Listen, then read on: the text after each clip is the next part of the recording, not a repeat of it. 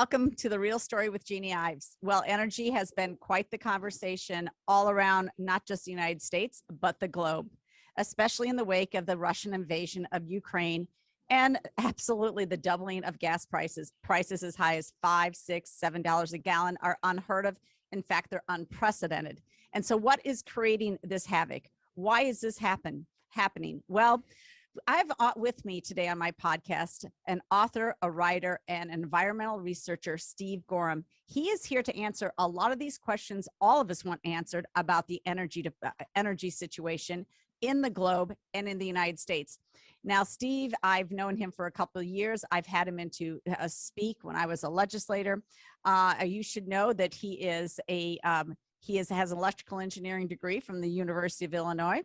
And he has an MBA from the University of Chicago. He is well educated in many aspects and well qualified to take on this.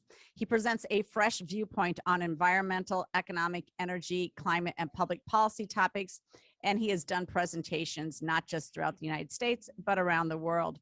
So, Steve, let's get started here. And I want to start with something that before we began, though, I do want to also point out two books that Steve has written. One is called The Mad, Mad, Mad World of Climatism.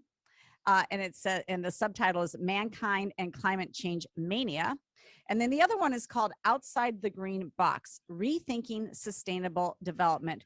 We are going to be discussing both of the aspects that he presents in both of these books, especially when it comes to rethinking sustainable development. I do want to get into that. We may not have time to cover it in this podcast, but if we don't, we're going to have Steve back for a longer conversation on that. But let's get started here. Another environmentalist who has come to the realization that there's been a lot of hysteria about climate change is a man named Michael Shellenberger. And he wrote in Common Sense on March 1st, he wrote an article about the West Green delusions empowered Putin, which is exactly what we want to talk about, how the West Green delusions empowered Putin. And he asked the question about partway into his intro. The question is, how is it possible that European countries, Germany especially, allowed themselves to become so dependent on an authoritarian country over the 30 years since the end of the Cold War? And he's speaking specifically about how did they become so enamored with and so dependent upon Russian energy. He notes that Putin knows that Europe produces 3.6 million barrels of oil a day, but uses 15 million barrels of oil a day. Putin knows that Europe produces 230 billion cubic meters of natural gas a year, but uses 560 billion cubic meters. He knows that Europe uses 950 million tons of coal a year, but produces half of that. The former KGB agent knows Russia produces 11 million barrels of oil per day, but only uses 3.4 million. So he knows that they have excess supply and they're selling it off to Europe. The reason Europe didn't have a muscular deterrent threat to prevent Russia aggression, according to Michael Shellenberger, and in fact prevented the U.S. from getting allies to do more, is that it needs Putin's oil and gas. Well, we're turning the tables on that. Apparently, the Biden administration has now said we're not buying any Russian oil at all, but it's a little bit more complicated than that. So Michael Shellenberger seems to understand that Putin is energy rich and Germany became very dependent on their energy rather than developing their own sources of energy. You've talked extensively about why this is the case, but our audience needs to understand that this all comes from a perspective that they have about what is good and what is bad energy, and a perspective that I would argue, and I think you would too, is absolutely upside down. Could you give our audience a little bit of background about how Germany and actually Europe finds themselves so dependent on Russian energy sources, both oil and natural gas? Well, great, Jeanne. Yeah, a big part of all of this is the green movement. The idea that we have to make a transition from hydrocarbon energy, coal, oil, natural gas, to so-called renewable energy, wind and solar and biomass and other things. And it has driven European thinking for quite a while, and it's got a pretty strong hold here in the US. Just last week, the Intergovernmental Panel on Climate Change who is sort of the recognized entity for the world, released the second part of their sixth assessment report from Working Group 2. And they also put out some press releases, and they said some alarming things. This is a quote from the IPCC press release. Human-induced climate change is causing dangerous and widespread disruption in nature and affecting the lives of billions of people around the world, despite efforts to resolve the risks. And in their report, they said delay means death. I mean, this is very alarming stuff. I'm going to pop up a. You know, I mean, if you listen to AOC, I think we only have 8 years left. Yeah, that was anything. You said 10 years, a couple of years ago. Oh, okay, so all right. And yeah, there've been many alarming forecasts about that. I'm going to share a screen here about the IPCC predictions. Hopefully you can see this. This is a look. Back in 1990, the IPCC made a forecast in their first assessment report, and they said that global temperatures were going to rise a half a degree Celsius a decade. The worst case estimate, best case 0.3 of a degree per decade, and the low estimate 0.2 of a degree per decade. Those are the three lines on the chart here. And these were all based on computer models, but after 3 decades now, we can see that actual global temperatures are running below the IPCC's worst estimate. Let me go, the other interesting news from last week was that last week, the satellite data came out from the University of Alabama, Huntsville, and they publish this every month. They record global temperatures using satellite data. This comes from Dr. Roy Spencer, an advisor of mine. And the interesting thing about this data is that it's kind of flattened out. According to the satellite data from the University of Alabama, Huntsville, global temperatures have been about flat since 2016, and for the last 7 months, they've trended down a little bit. And this January and February of this year were cooler than the January and February of last year. What? So it is possible, despite the fact that the world is spending $500 billion a year to try and stop the planet from warming, that the Earth is actually going into a cool phase. And if that were the case, that would kind of interrupt all of the concern. So anyway, let's go back and talk about Europe a little bit and what's going on. But Europe basically has bought into this climate crisis hysteria, right? Have. We know that the climate's been changing. I've learned a lot from you. The climate's been changing since the climate existed. I mean, it was what, hotter 20,000 years ago, 4,000 years ago, 1,000 years ago. Yes, there have been 4 times in the past 10,000 years, and this is for centuries each time when it was naturally warmer than it is today. Right, and we don't deny climate change. We don't deny it. We actually just need to understand it. Correct? I've never met a person who doesn't think the climate changes. Okay. The real question is what's causing it. So anyway, Europe has bought into this, and for years and years. By the way, back in 2018, the European Commission published a study saying there were 48 basins in Europe that could produce natural gas and oil if they were hydraulically fractured. Europe has decided to pursue none of that. They've instead decided to build wind and solar. And what we had this last year in 2021 is we had a very low period of wind. There was almost no wind growth, winds blowing in many places. And so they had to use natural gas to generate electricity. And so supplies got very short and the prices rose. What you see here is a graph of the gas prices in the Dutch market. And they measure these in euros per megawatt hour. And even before the invasion of Ukraine, you can see the end of last year, they were running at about 3 times the price of gas from the year earlier. And since the invasion of Ukraine, that's gone up to 10 times the price. And this is a tremendous negative impact on the standard of living of the citizens in Europe.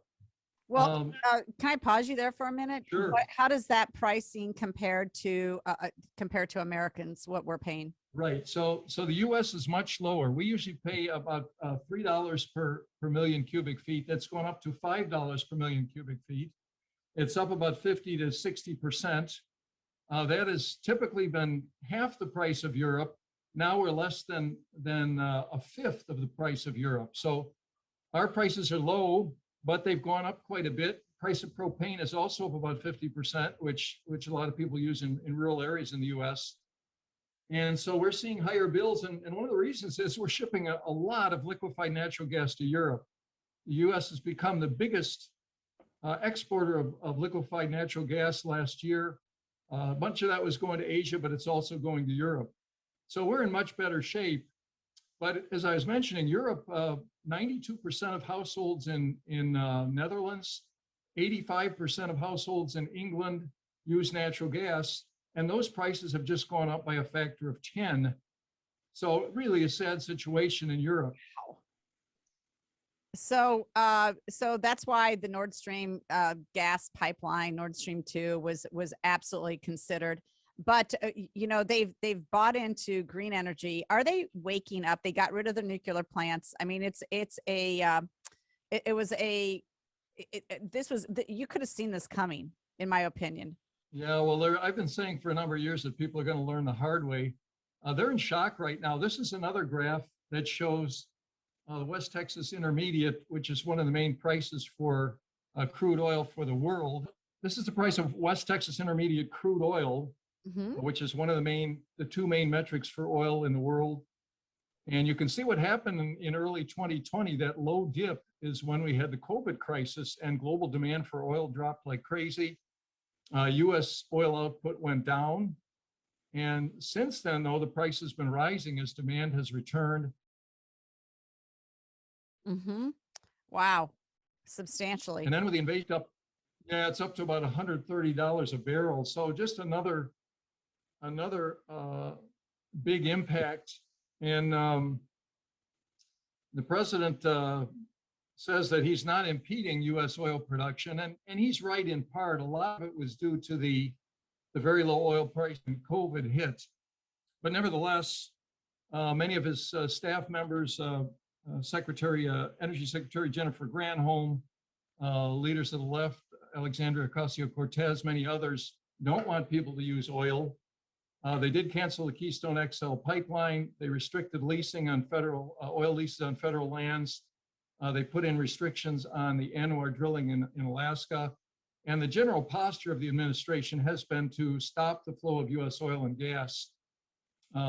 So there's an opportunity for us to go and produce more and share with Europe and reduce their dependence on Russia.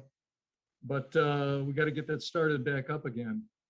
So do you think that at this price point, it seems that we still have a conundrum here, and even the United States, where producers are not willing to go ahead and open up new wells and get fracking started again? Do we have a little bit of a limitation on just our infrastructure and our ability to move the energy to where it can be used by other countries? Is there a problem? Well, it takes some time. So this is interesting. Back in 1970, the U.S. was producing about 9.5 million barrels a day, and that fell for over a period of 38 years, down to 5 million barrels a day in 2008. And then hydraulic fracturers found out how to get oil and gas out of shale formations by using horizontal drilling and hydraulic fracturing. And look what's happened to this curve. It spiked all the way up to over 12 million barrels a day in 2019. And then in early 2020, we had the COVID crisis hit. U.S. vehicle miles traveled in April 2020 went down by 60%. It was about the same number of miles we were driving in 1930, quite a big change. And so the price of oil went down below $20 a barrel, actually negative at one point in time. And so a lot of the activity stopped. So we went down, it's not really shown on this graph, but we went down from over 12 to about 10.5 million barrels a day. And then it's been slowly recovering. We're at about 11.6 now. And I think they're predicting a new record next year at well over 12 million barrels a day. despite some of the roadblocks that the Obama or the Biden administration has put up. Wow. So it takes time for these things to recover. You asked a question, are there some things in the way? It takes time for these things to recover, but I think we're going to get back to producing oil again, unless for some reason the administration clamps down on leases and other things. So this is a slide showing European gas consumption, the top blue curve, and the European gas production, which is the orange or brown curve there in the bottom, billions of cubic meters. And one of the big areas was Netherlands that's producing much less than it was. And so in 2020, 80 Europe's natural gas was imported, way up from 50% in 1991. And 40% of those imports were provided by Russia. And so they've become dependent on this. And as I mentioned before, they're not fracking any of those areas in Europe that could be producing natural gas. So they're trying to figure out what to do at this point in time. It's a big problem. Another thing that happened last week, I forget the name of the firm, but the second biggest fertilizer firm based in Norway, second biggest in Europe, said they're shutting down production. Oh my God. There are many, many industries that are dependent on natural gas to produce, and they just flat out cannot make money. They lose money every time they produce a ton of fertilizer, ammonia, and so they have to shut down. So this, not only are households being impacted, but industries in Europe are being impacted. They're also going to have to lay off people. Really, really a terrible situation. Yeah, it would seem the opposite should be happening, though, because Ukraine has fully admitted that they're one of the largest producers of fertilizer, one of the largest growers of wheat. And just today, here locally, Decatur, Illinois, a WAND article talking about everyone's feeling the pain at the pump right now, but farmers are facing steep prices ahead of the planting season. He says, we've really seen what the cost to our farming customers is really doubled. He said, and this has to do with both fertilizer and fuel. So you would think that a country that produces fertilizer should be booming right now, given the need for it. I guess that's not the case. And again, I think in other places it's better. We're still producing fertilizer here in the US because our prices are 1/5 for natural gas of what they are in Europe. But yeah, again, this is a lesson for people. The demand for hydrocarbons, particularly natural gas and oil, is very, very high.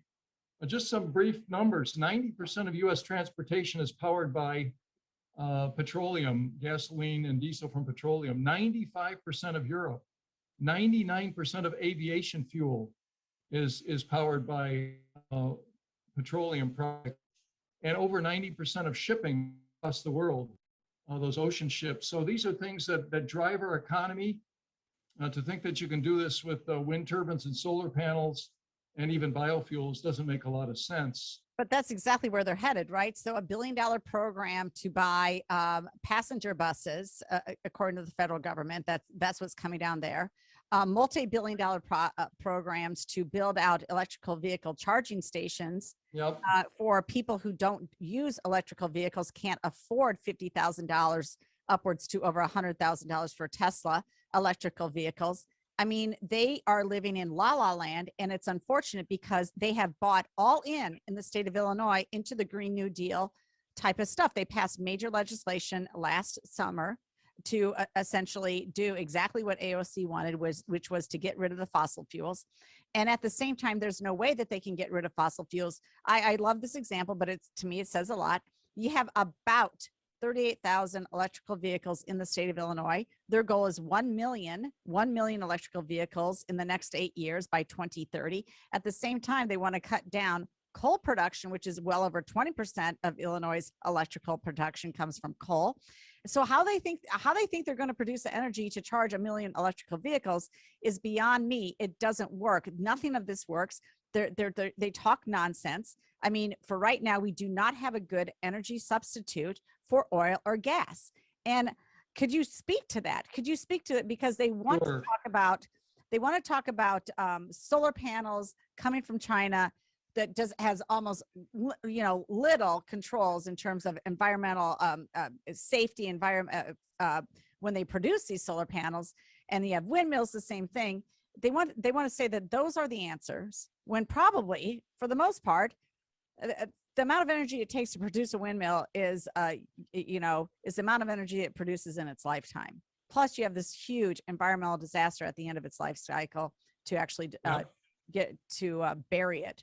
There are other, absolutely, other environmental impacts from wind turbines. Why can we not have cells. a serious conversation about this? Why are they winning the arguments? Everything points to something different. What is wrong with the lack of knowledge for the average person to understand that I don't care, suburban mom, X, Y, and Z are not giving up their gas dryers. What don't they understand about this? Yeah, it is pretty amazing. Let's just talk about electric cars a little bit. I'm actually writing a chapter on that for my next book. Oh, yay. Electric cars have taken off in a number of markets because the governments are subsidizing them. We sold about 8% of the world new sales last year were electric vehicles. Most of those are in China. Many were in Europe. About 18% of Europe's new vehicles were electric versions, plug-in electric. US, it was about 5% or so, much smaller. But I don't know, these things, I sit back and take a look at them. If you charge in your garage, that may be great. You can charge overnight, you can go to work. But if you try and go anywhere, it's just very, very tough. But if you have to go charge, you can get about 62 miles of charge in an hour or 2 hours. And most of the chargers that are out there. So, to me, that doesn't make much sense. I could drive for an hour and it takes me an hour or two to charge to drive another hour. The chargers are the big problem with all of this. And we're trying to force people to buy electrics and to get rid of the traditional hydrocarbon vehicles. And we're going to put them through a lot of issues with chargers.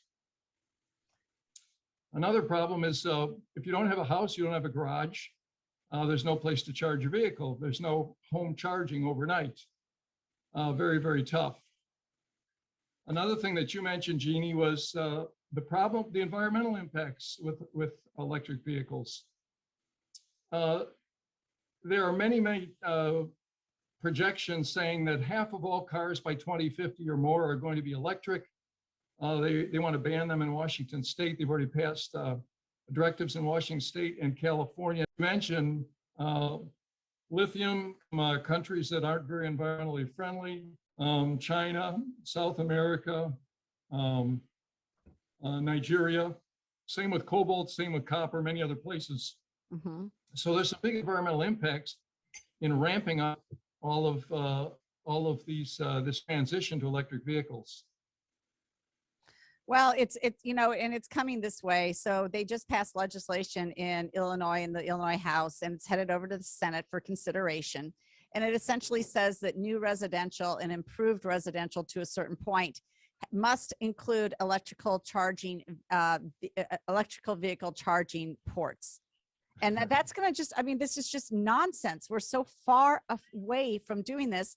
And it's something that shouldn't be mandated. It's something that the actual homeowner should decide to do it because they want to do it, because they have a benefit to do it. So they're just pushing this agenda, and they're pushing it especially in the state of Illinois, which is just, it's a problem. I think that the other thing that we don't talk about enough is that the electrical vehicle charge is coming from coal, gas, and nuclear.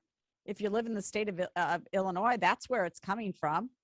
And that is an additional subsidy. So not only are we going to pay Tesla owners a $4,000 credit to buy a Tesla, on top of that, we've been subsidizing the wind and solar that they think is also, going to provide the energy, which it doesn't provide the energy. Let's face it, it's a very small portion. In the state of Illinois, renewables are about 8%.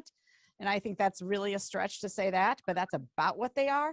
But when you look at taxpayer subsidies, the Committee to Unleash Prosperity, which is a Stephen Moore group, put this out just the other day, who gets taxpayer subsidies, and it has a nice chart. And this is just federal subsidies per megawatt hour. There's additional state subsidies as well. But when you look at it, natural gas and petroleum get about 54 cents on the dollar for a subsidy. Nuclear, about 46 cents on the dollar. Oh, I'm sorry, a negative 54 cents on the dollar, a negative subsidy. They actually don't get a subsidy. Nuclear gets about a 46 cents on the dollar. This is federal. Coal, about $1.04. Wind, $5.75. So you're talking about over 5 times as much as coal, and a lot more than that. And then of course solar federal subsidies per megawatt hour, because that's how you have to do it, is $43.75. I mean, the massive subsidies upon subsidies for something that doesn't work and that people are not going to buy. When do we wake up? Yeah, it's amazing. Government is subsidizing all this stuff. That's another thing about electric vehicles too. The business case for public chargers is negative. There's nobody making money in public chargers. The reason is that the slow chargers people don't really want to use, and the fast DC chargers are very, very expensive, a couple $100,000 to put in a charging station. And so what we're likely to end up with here is the government owning all of these charging systems, or paying big amounts to utilities to install them. It's opposite from what we do today in a free market capital society.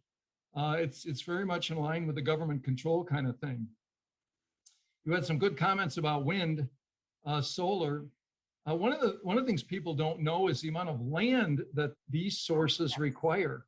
Yes. A professor by the name of Vaclav Smil in Canada, I've read several of his books, evaluated energy in terms of output per square meter. In other words, he took a look at all the land, the surface land, or the land, the area over an ocean that would be required to produce a watt of energy, or scale it up. And he included roads, and he included mines, and he included waste pits for coal and everything else, a complete analysis. But he found that wind and solar require 10 to 100 times more land area than natural gas, which is the best, than nuclear, and then coal. So anybody in their right mind would say, wow, if one energy source requires 10 to 100 times more land area to be occupied, isn't that the environmentally bad solution? And it really is. And I think people are going to start to push back. We're seeing that in a lot of locations now. People don't want to see their farm areas blanketed with big solar fields.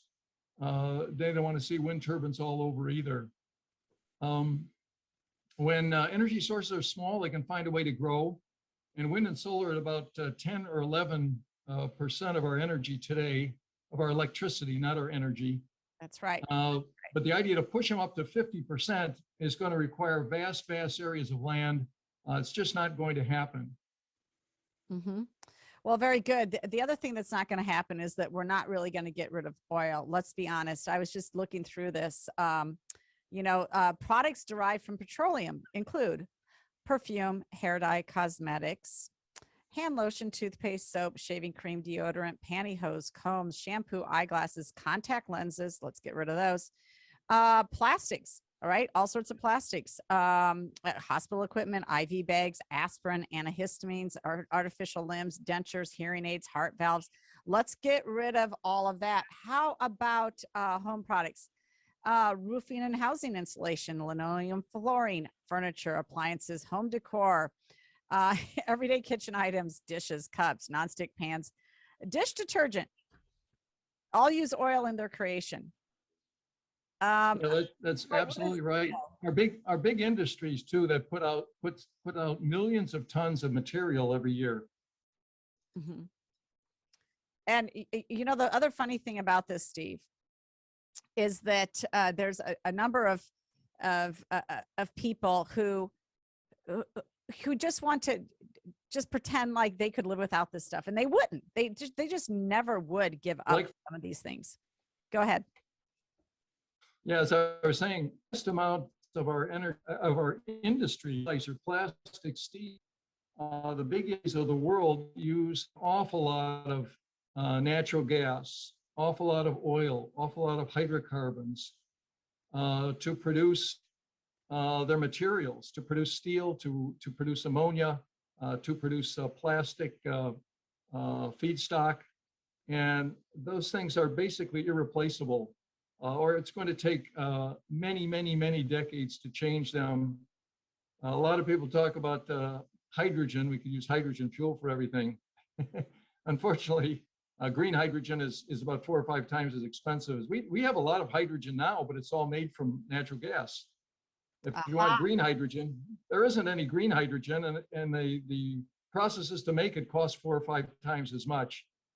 So we're kind of where we are, and people with a bit of common sense know that trying to stop the flow of oil and gas is only going to raise prices and cause shortages. And right now, Europe is learning a very, very tough lesson.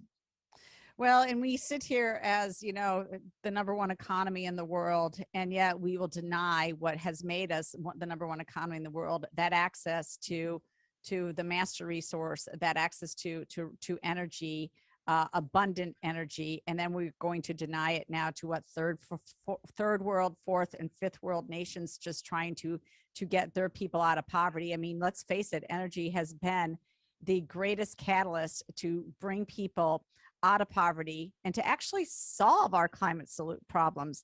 If you didn't have large water pumps that were run on natural gas, for example, you wouldn't be able to deal with rising sea levels like they've had in parts of the world. I think it's a godsend, truthfully, that we have found natural gas and that our scientists have been able to capture it and use it efficiently. And I think that on the horizon, our scientists will develop that next energy. I just don't think it's going back to the 1600s and using windmills, but that's me. Yeah, I think you're right. And as a matter of fact, if you look at it objectively, the one energy source that has done the most to reduce global air pollution is natural gas, by far. My grandfather in Chicago. It's going away here, though, in 2045. By 2045, there's no more natural gas. Replumb your your dryer to electric in the state of Illinois. All done. Yeah. We're done. No more natural gas in 2045. Get ready. Well, I'm not going to do that. They're going to have to force me. All right. Just Oh, and no more coal by 2035, but most of it going away by 2030. No more coal. There goes 20% of our energy, over 20%, about 22. So people are going to learn the hard way. What this is going to cause is rising electricity prices and declining grid reliability. Interesting, within the last 2 years, we've had big blackouts in 3 of the top 6 wind states, California, Oklahoma, and Texas. And so to keep putting that wind and solar in there, and you're going to have more and more instability.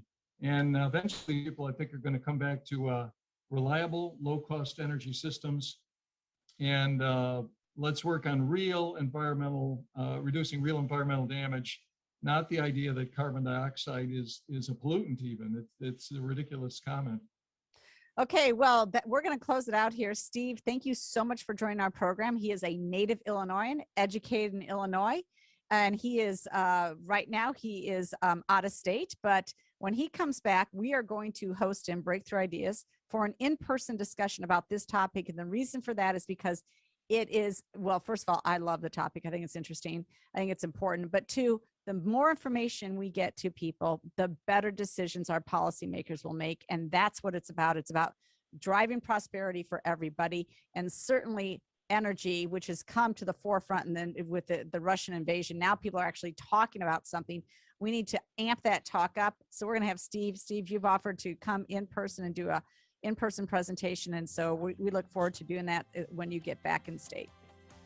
Okay, great. Thanks so Jeanne. much for joining my program. We appreciate it.